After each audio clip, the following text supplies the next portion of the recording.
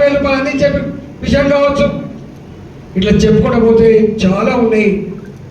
అన్నిటికంటే ముఖ్యంగా నాయకుడు కేవలం రోడ్లు వేసేవాడు మాత్రమే కాదని, నాయకుడు రైల్వే లైన్లు వేసే నాయకుడు మాత్రమే కాదని, నాయకుడు ఆపద వచ్చినప్పుడు ధైర్యాన్ని ఇచ్చే బిడ్డగా ఉండాలి, ఆదుకునే బిడ్డగా ఉండాలని చెప్పిన వ్యక్తి నరేంద్ర మోడీ గారు.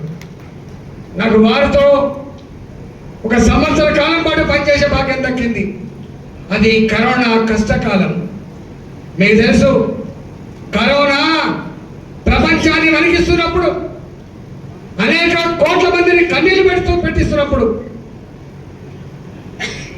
అమెరికాలో, చైనాలో ఆ దవాఖాన చూసి, ఆ ట్రీట్మెంట్ చూసి చాలా మంది కామెంట్ చేశారు, ఈ రోగం భారతదేశానికి వస్తే బస్తీలలో ఉండే ప్రజలు, గ్రామాలలో ఉండే ప్రజలు కుప్పలు కుప్పలుగా చచ్చిపోతారని చెప్పి పత్రికలు రాసినాయి.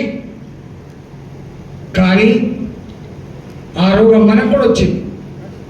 నాకు ఇప్పటికి గుర్తు, మొట్టమొదటి పేషెంట్ యూఏఈ నుంచి వస్తే, దుబాయ్ నుంచి వస్తే, ఆయన దిగింది బెంగళూరులో, ఆయన చేరుకున్నది హైదరాబాద్ మహేంద్ర హిల్స్కి చేరుకున్నాడు.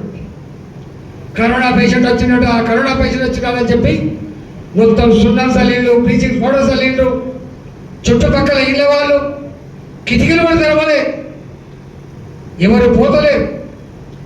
ఆ పేషెంట్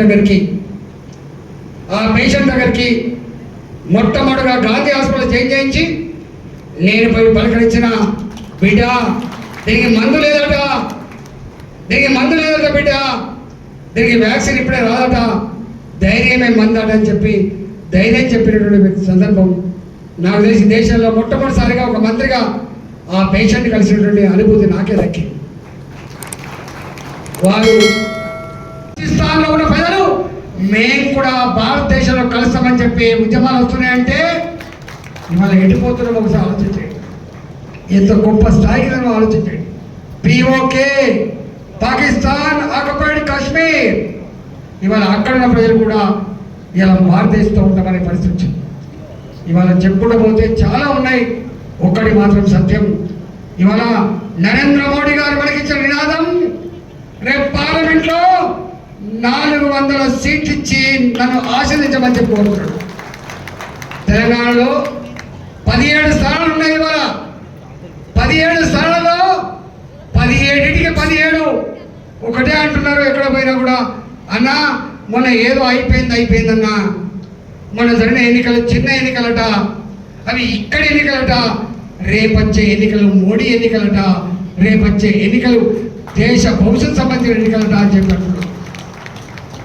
కాంగ్రెస్ పార్టీలో ఉన్న వాళ్ళు కావచ్చు, బీఆర్ఎస్ పార్టీలో ఉన్న వాళ్ళు కావచ్చు, వాళ్ళు ఏ పార్టీ వాళ్ళని కావచ్చు, ఒకటి అంటున్నారు, ఈ దఫా మేము బీజేపీకే ఓటు వేస్తాం, ఈ దఫా మా ఆశీర్వాదం, మా మద్దతు నరేంద్ర మోడీ గారికి అని చెప్పే పరిస్థితి వచ్చింది. ఇవాళ మా విశ్వేశ్వరరెడ్డి గారు మీ బిడ్డగా వారి చరిత్ర గురించి నేను చెప్పాల్సక్కర్లేదు. వారి నాన్నగారి చరిత్ర గురించి కావచ్చు, వారి తాతగారి చరిత్ర గురించి కావచ్చు, నేను చెప్పాల్సక్కర్లేదు. ఒక్కడి మాత్రం సత్యం, కో అంటే కో అనే బిడ్డ మా విశ్వేశ్వరరెడ్డి. ఎన్నడూ ఒకరి పట్ల ద్వేషం, ఒకరి పట్ల కక్షపూరితమైన వైఖరి, ప్రేమ తప్ప ద్వేషం లేని వ్యక్తి మా విశ్వేశ్వరరెడ్డి గారు. పిలిస్తే పలికే బిడ్డ, ఆపదలో ఆదుకునే బిడ్డ విశ్వేశ్వరరెడ్డి గారు. అందుకే రేపటి ఎన్నికల్లో నరేంద్ర మోడీ గారిని గెలిపించడం అంటే, నరేంద్ర మోడీ గారిని ఆశ్రయించడం అంటే చేవెలలో విశ్వేశ్వరరెడ్డి గారిని ఆశ్రయించినట్టు. కాబట్టి విశ్వేశ్వరరెడ్డి గెలిపించాలి. కాబట్టి బంధుమిత్రులు వచ్చిన వాళ్ళ కొడుకులు, వాళ్ళ బావ కొడుకులు, వాళ్ళ మరి అందరూ వచ్చినట్టు చూస్తున్నా, వారితో పాటుగా అనేక మంది వచ్చారు. ఇవాళ నేను ఒకటే పిలుపునిస్తున్నా, ఆనాడు తెలంగాణ ఉద్యమంలో రాజకీయాలకు జెండాలకు తావు లేదు. ఇవాళ కూడా రాజకీయాలతో జెండాలతో సంబంధం లేదు. మనకుండే సంబంధం భారత కీర్తి పతాక ప్రపంచ చిత్రపటం మీద రెపరెపలాలంటే కమలం పువ్వు గుర్తున్నావు భారతీయ జనతా పార్టీని, విశ్వేశ్వరరెడ్డిని, నరేంద్ర మోడీ గారిని ఆశ్రయించమని చెప్పి కోరుతూ సెలవు తీసుకున్నా. జై తెలంగాణ. సన్మానించండు. మనం ఎక్కడ ఉన్నాం అక్కడనే అన్న వారికి ఉన్నటువంటి పరిస్థితుల్లో వెళ్ళిపోతున్నాడు. కాబట్టి మనం కంటిన్యూ